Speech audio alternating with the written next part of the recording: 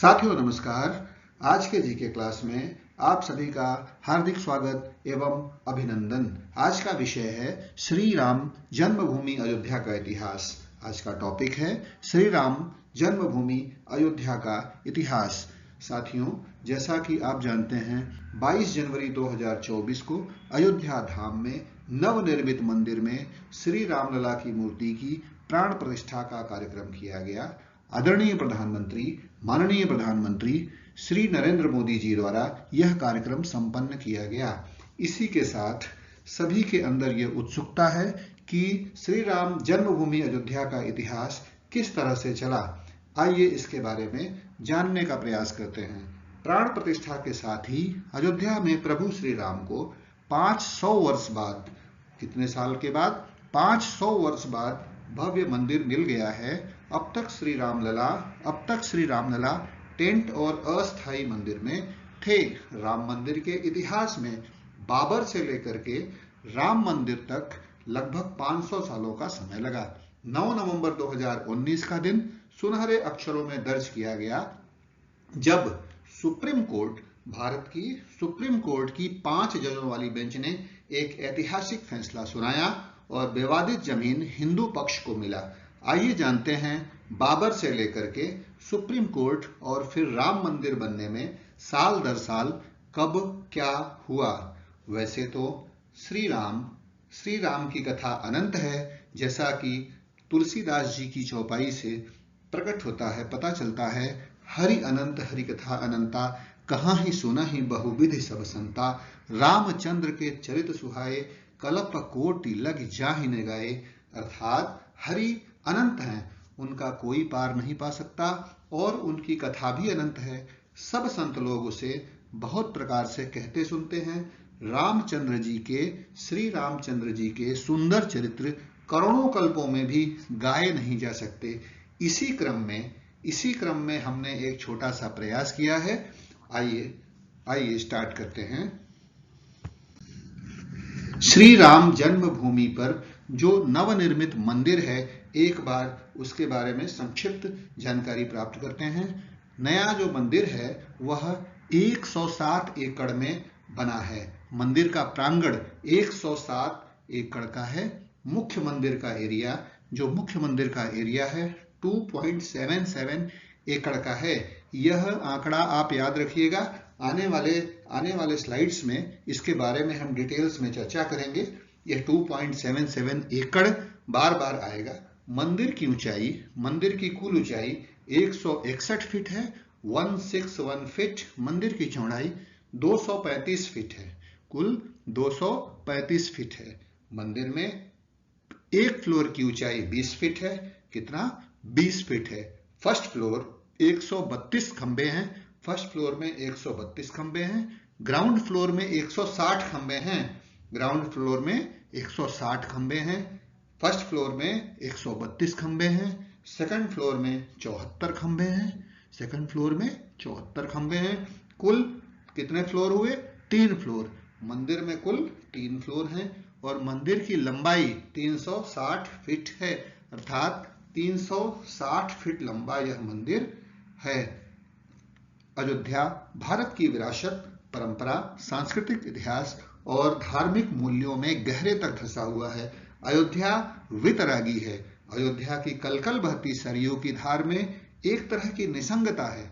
भक्ति में डूबी अयोध्या का चरित्र अपने नायक की तरह ही, श्री रामचंद्र जी के तरह ही धीर, शांत और निरपेक्ष है। आज आपको अयोध्या विवाद से जुड़े कुछ खास प्रसंगों से रूबरू करवाएंगे। युद्ध का अर्थ हम सभी जानते हैं। योद्ध का मतलब जिससे युद्ध किया जा सके। मनुष्य उसी से युद्ध करता है जिससे जीतने की संभावना रहती है। यानी अयोध्या के मायने हैं जिसे जीता न जा सके। अयोध्या का तात्पर्य है जिसे जीता ना जा सके। आजाद भारत में अयोध्या को लेकर के बेइंतहा बहस हुई है। अयोध्या में 6 दिसंबर 1992 को जो कुछ हुआ वह किसी भी हिंदू परंपरा में मान्य और प्रतिष्ठित नहीं है, पर वह हुआ क्यों, इसके बारे में भी हम जानेंगे। इसके पहले एक व्यक्ति का नाम मैं लेना चाहूंगा जिसको उसके जीवन काल में एक गजब का गजब का संयोग प्राप्त हुआ जिसका नाम है अरुण योगीराज। अरुण योगीराज, अरुण योगीराज वह व्यक्ति हैं जिन्होंने भगवान राम की मूर्ति का निर्माण किया। आपके सामने उनकी पिक्चर है। कितने सौभाग्यशाली व्यक्ति हैं कि इन्हें मर्यादा पुरुषोत्तम श्री राम की मूर्ति का निर्माण करने का अवसर प्राप्त हुआ। इनके द्वारा निर्मित राम मूर्ति को नवनिर्मित मंदिर में प्रतिष्ठित किया गया। आइए आगे बढ़ते हैं, गर्भगृह के बारे में जान लेते हैं। अयोध्या मंदिर का जो गर्भगृह है, जहां पर श्री राम लला की मूर्ति को प्रतिष्ठित किया गया है, वह 20 फीट लंबा और 20 फीट चौड़ा है। 20 बाय 20 की आकार का है, 20 फीट लंबा, 20 फीट चौड़ा। एक साथ 1000 श्रद्धालु खड़े हो सकेंगे गर्भगृह के अंदर। गर्भगृह के पास का परकोटा 3 तरफ खुलेगा। कितनी तरफ? 3 तरफ खुलेगा। मंदिर में अंदर जाने के लिए 2 गेट और होंगे।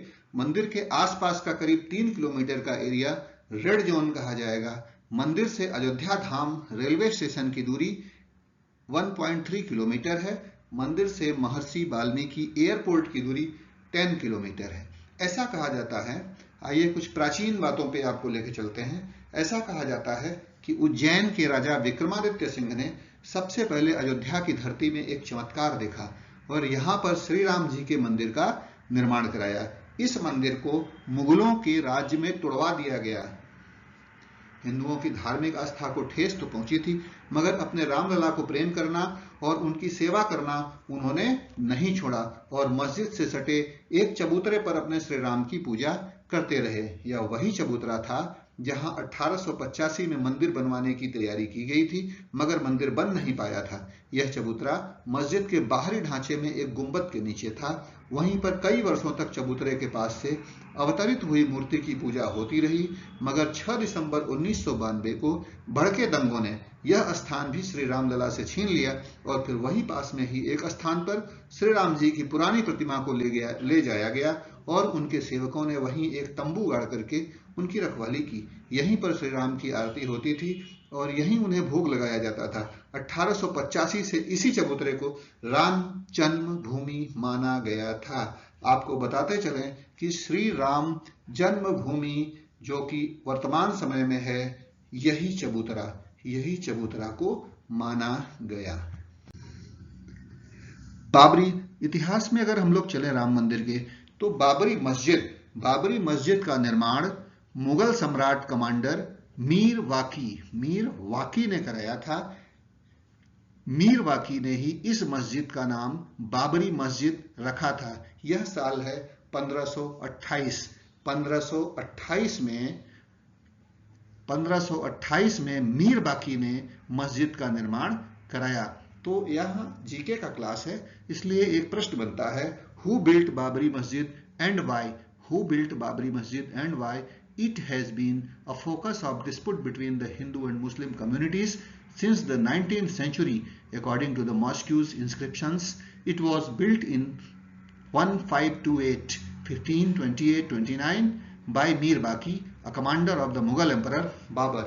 मीर बाकी बाबर का एक कमांडर हुआ करता था। सन 1885 में पहली बार यह मामला कोर्ट पे पहुंचा।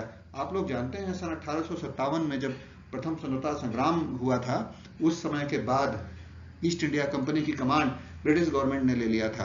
आपको यह इतिहास में पता है। उसके बाद यह मामला कोर्ट में पहुंचा। 1885 में मामला पहली बार अदालत में पहुंचा। महंत रघुवर दास जी ने फैजाबाद अदालत में बाबरी मस्जिद से लगे राम मंदिर के निर्माण की इजाजत के लिए अपील दायर की थी। इसके तहत उन्होंने श्री राम की मूर्ति स्थापित करने की अर्जी लगाई थी, जो खारिज कर दी गई थी। तो हम कह सकते हैं कि 1885 से कोर्ट डिस्प्यूट प्रारंभ हुआ और सर्वप्रथम महंत रघुवर दास जी ने सूट फाइल किया। किसने किया था? महंत रघुवर दास जी ने सूट फाइल किया था मंदिर बनाने के लिए। उसके बाद आजादी के बाद सन 1947 में देश आजाद हुआ। 1949 में एक घटना घटी जब रात को श्री राम लला की मूर्ति प्रकट हुई। विवादित ढांचे के बाहर केंद्रीय गुंबद के नीचे श्री राम लला की मूर्ति प्रकट हुई। इसके बाद उस स्थान पर लोग पूजा करने लगे। 23 दिसंबर का दिन था वह। 23 दिसंबर की सर्द रात थी। 1949 को विवादित ढांचे में श्री रामलला की मूर्ति मिली। हिंदू पक्ष का कहना था कि श्री राम प्रकट हुए, जबकि मुस्लिम पक्ष ने आरोप लगाया कि किसी ने रातों रात मूर्तियां रख दी। इसके बाद इसे विवादित ढांचा मान करके ताला लगवा दिया गया। 1950 उसके बाद 1950 में पूजा के अधिकार के लिए मुकदमा चला। गोपाल सिंह विशारद ने फैजाबाद कोर्ट में मुकदमा दायर करके पूजा के अधिकार की मांग की। इसी केस के बाद हिंदुओं को मंदिर में पूजा अर्चना का अधिकार मिला। जैसा कि आप जानते हैं, भारत के संविधान में हर एक धर्म के लोगों को अपने अपने धर्म का, अपने अपने संप्रदाय का पूजा और पूजा का प्रचार करने का अधिकार प्राप्त है। अपने अपने धर्म का प्रचार करने का अधिकार प्राप्त है। इसके तहत पूजा के अधिकार के लिए यह मुकदमा चला और अधिकार भी प्राप्त हुआ। फिर क्या हुआ? 1950 में परमहंस रामचंद्र दास जी ने पूजा और मूर्तियों को रखने के लिए फैजाबाद कोर्ट में मुकदमा दायर किया। परमहंस के इस कदम से राम मंदिर के आंदोलन को नई धार मिली। 1950 में फैजाबाद सिविल कोर्ट में 2 याचिकाएं दाखिल की गई थी। दरअसल पहली याचिका में गोपाल सिंह विशारद जी ने पूजा के अधिकार को लेकर के अर्जी दाखिल की थी, तो दूसरी याचिका में विवादित ढांचे में श्री राम की मूर्ति रखे रहने की इजाजत मांगी गई थी, जो परमहंस रामचंद्र दास जी ने दायर की थी। 30 नवंबर 1858 जो FIR फाइल हुई थी, एक और FIR फाइल हुई थी 30 नवंबर 1858 को मोहम्मद सलीम द्वारा, जो कि एक अगेंस्ट निहंग सिख के अगेंस्ट में उन्होंने किया था। निहंग सिखों ने क्या किया था? उन्होंने निशान साहब को इंस्टॉल किया था और वहां पे हवन किया था बाबरी मस्जिद के अंदर, और वहां पे राम लिख दिया था। निहंग सिखों का भी इस मंदिर के निर्माण में बहुत महत्वपूर्ण योगदान है, जिसे हमें कभी भी भूलना नहीं चाहिए। उसके बाद आया साल 1959 विवादित स्थल पर मुकदमा। निर्मोही अखाड़ा ने, एक और पक्ष निर्मोही अखाड़ा ने विवादित स्थल पर कब्जे के लिए मुकदमा दायर कर दिया। 1959 में निर्मोही अखाड़ा ने तीसरी याचिका दाखिल कर दी।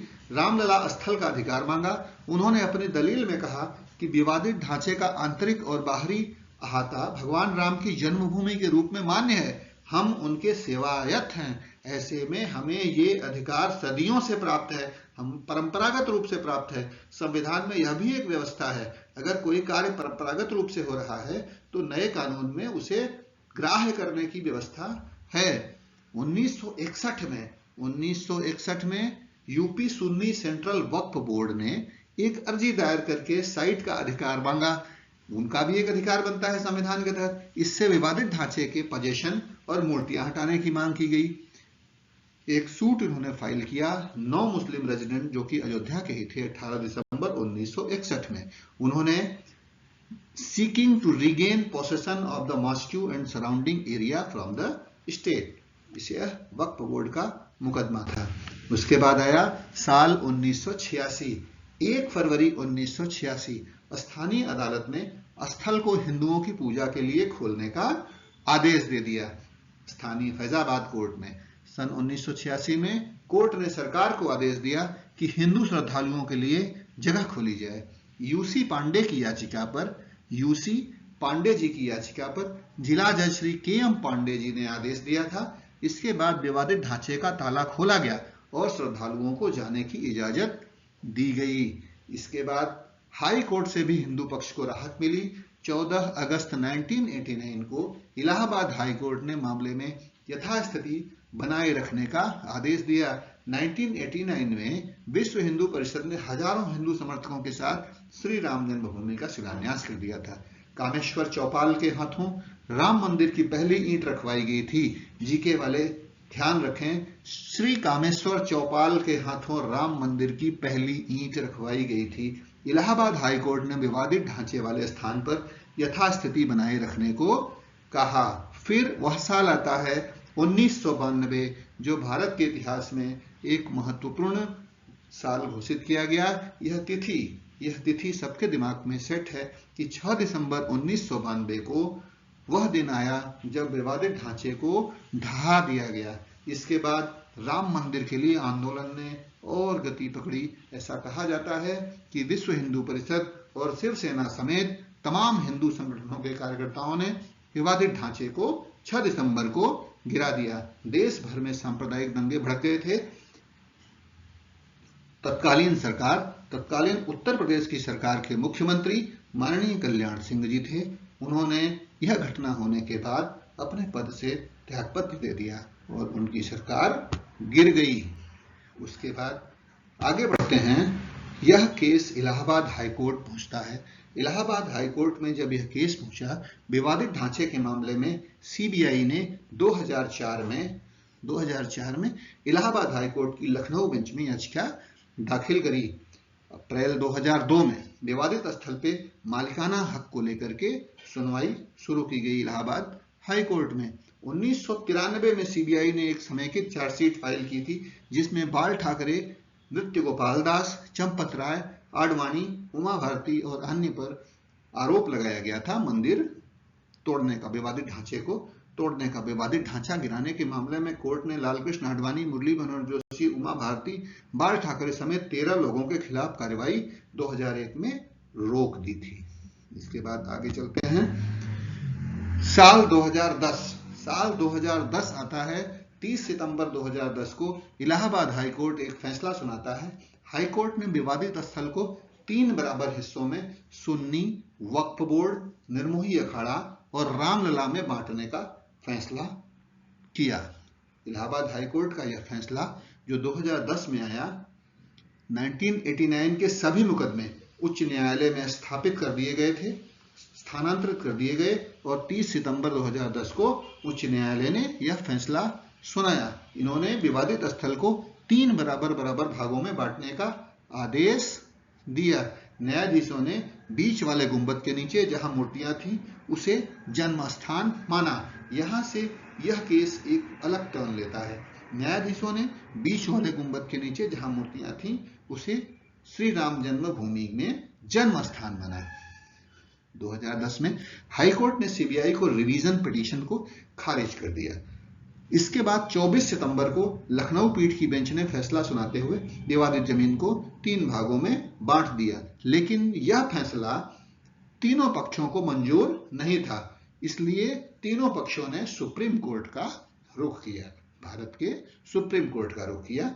हाई कोर्ट के फैसले पर सुप्रीम कोर्ट ने 9 मई 2011 को रोक लगा दी। 9 मई 2011 को इलाहाबाद हाई कोर्ट के फैसले में, जिसमें उन्होंने 3 बराबर हिस्सों में बांटने का आदेश दिया था, उस पर रोक लगा दी गई। सुप्रीम कोर्ट में सुनवाई शुरू हुई। 8 फरवरी 2018 को सुप्रीम कोर्ट ने सिविल अपीलों पर सुनवाई शुरू की।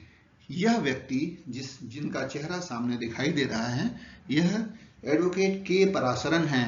एडवोकेट के पराशरन, a prominent Supreme Court lawyer who also served as a former Attorney General of India. Parasaran was named the first trustee of the Ram Janmabhoomi Tirth Trust after its approval by the Union Cabinet in February 2020. Shri के पराशरन जी ने supreme court में श्री राम जन्मभूमि का पक्ष रखा था। तो यह एक प्रश्न बन जाता है, जीके का एक प्रश्न बनता है। इसके साथ कुछ और प्रश्न बनते हैं, जैसे who represented Ramlalla in Ayodhya case. Ayodhya case में श्री रामलला जी को सुप्रीम कोर्ट में किसने रिप्रेजेंट किया था? तो वह थे श्री देवकी नंदन अग्रवाल जी, एक रिटायर्ड हाई कोर्ट के जज हैं, जो कि एक रिटायर्ड हाई कोर्ट के जज और वाइस चेयरमैन ऑफ VHP, विश्व हिंदू परिषद। इन्होंने श्री रामलला को रिप्रेजेंट किया कोर्ट में। और ठाकुर प्रसाद वर्मा जी जो कि BHU के एक प्रोफेसर, और त्रिलोकीनाथ पांडे जी जो कि VHP के ऑफिस बियरर, उन्होंने वो नेक्स्ट फ्रेंड श्री रामलला के अगले दोस्त के रिप्रेजेंट किया। संविधान 2019 में संविधान पीठ का गठन किया गया। सुप्रीम कोर्ट ने चीफ जस्टिस रंजन गोगोई की अध्यक्षता में 5 सदस्यीय संविधान पीठ का गठन किया। उसके बाद रोजाना सुनवाई होती रही। रोजाना सुनवाई के बाद एक फैसला आता है। 6 अगस्त 2019 सुप्रीम कोर्ट में अयोध्या मामले को लेकर के प्रतिदिन सुनवाई होने लगी और 16 अगस्त 2019 को सुनवाई पूरी होने के बाद फैसला सुरक्षित रखा गया। राम मंदिर पर ऐतिहासिक फैसला। 6 अगस्त 2019 को सर्वोच्च न्यायालय ने प्रतिदिन सुनवाई शुरू की। 9 नवंबर 2019 को सर्वोच्च न्यायालय ने अपना फैसला सुनाया। संबंधित स्थल राम जन्मभूमि माना। सुप्रीम कोर्ट ने भी संबंधित स्थल को श्री राम जन्मभूमि माना और 2.77 एकड़ भूमि का स्वामित्व रामलला को दिया गया। इस फैसले में जो संविधान पीठ थी उनमें जजों के नाम आइए जानते हैं। Chief justice of India Ranjan Gogoi ji, जो कि सेंटर में आपको दिखाई दे रहे हैं। Chief justice of India Ranjan Gogoi ji थे। Justice Ashok Bhushan ji, justice Sharad Arvind Bobde ji, justice Dhananjaya Y Chandrachud, जिन्हें हम DY चंद्रचूड़ बोलते हैं, वो वर्तमान में चीफ जस्टिस ऑफ इंडिया हैं। और जस्टिस S अब्दुल नजीर जी, इन 5 माननीय जजों ने यह फैसला सुनाया, जिन्होंने संबंधित स्थल को राम जन्मभूमि माना और 2.77 एकड़ भूमि का स्वामित्व श्री रामलला को मिला। इसके बाद एक संक्षिप्त में इस पटकथा का अंत हुआ, कोर्ट केस का अंत हुआ। और अगर हम संक्षिप्त में जानना चाहें तो यह केस 491 साल पहले शुरू हुआ था। 206 साल लगे इस विवाद में फैसला आने में। 5 जजों की संवैधानिक पीठ ने सुनाया ऐतिहासिक फैसला। 40 दिन तक सुप्रीम कोर्ट में लगातार सुनवाई हुई। 2.77 एकड़ विवादित भूमि श्री रामलला की मंदिर को दिया गया। 5 एकड़ जमीन अलग से मुस्लिम पक्ष को दिया गया बाबरी मस्जिद बनाने के लिए। मैं अवधपुरी हूं। आज हम आइए सुनते हैं अयोध्या धाम की बातें अयोध्या धाम के द्वारा। मैं अयोध्या हूं, न मुझे कोई जीत सका है, न कोई जीत सकता है। मैं अवधपुरी हूं, कौशलपुर की राजधानी, वह अयोध्या नगरी जिसे न कभी जीता जा सका और न कभी जीता जा सकता है, जिसके साथ युद्ध करना असंभव है। रघु, दिलीप, अज, दशरथ और राम जैसे रघुवंशी राजाओं के पराक्रम और शक्ति के कारण उनकी राजधानी को अपराजेय माना जाता था। इसलिए नगरी का अयोध्या नाम सर्वदा सार्थक रहेगा। सतयुग के सतकाल को मैंने देखा है, राजा भरत को मैंने देखा है, राजा हरिश्चंद्र को सुख पाया है, त्रेता युग के वैभव को मैंने जिया है। मैंने राजा दशरथ के शासन को देखा है, उनके काल की विरासत मेरी धमनियों में आज भी बहती है। राजा दशरथ के 4 लालों ने मेरी धरती पर पैर रखा, मेरी गलियों में घूमे। उनका बचपन, उनकी जवानी और उनकी कहानी मेरी रगों में रची बसी है। उस राम के वैभव को समेटे मैंने द्वापर और कलयुग का आगमन देखा है, भाइयों को आपस में कटते देखा है, भ्रष्टाचार को बढ़ते देखा है, मुस्लिम शासकों के आक्रमण को झेला है, मुगलों के तांडव का साक्षात्कार किया है। मेरी धरती पर बने मेरे भगवान के मंदिर को भी टूटते देखा है। उस मंदिर के लिए मेरी धरती पर अपने पुत्रों के खून बहते हुए देखा है। मेरी आंखों के कोर भी गीले हुए फिर अपने प्रभु की मंदिर का निर्माण होते भी देख रहा हूं। मैं अयोध्या हूं। यह दास्तान अयोध्या की है। साथियों, इस छोटे से प्रयास में हमने अयोध्या श्री राम मंदिर के इतिहास को जानने की कोशिश की है। वैसे इन्हीं लाइनों के साथ मैं इस क्लास का समापन करना चाहूंगा कि हरि अनंत हरि कथा अनंता, कहाँ ही सुनाई बहुविधि सब संता, रामचंद्र के चरित सुहाए, कल्प कोटि लगी जाए न जाए। अर्थात हरि अनंत हैं, उनका कोई पार नहीं पा सकता और उनकी कथा भी अनंत है। सब संत लोग उसे बहुत प्रकार से कहते सुनते हैं। श्री रामचंद्र जी के सुंदर चरित्र करोड़ों कल्पों में भी गाए नहीं जा सकते। इसी के साथ नमस्कार, नमस्कार, नमस्कार। जय हिंद। Thank you.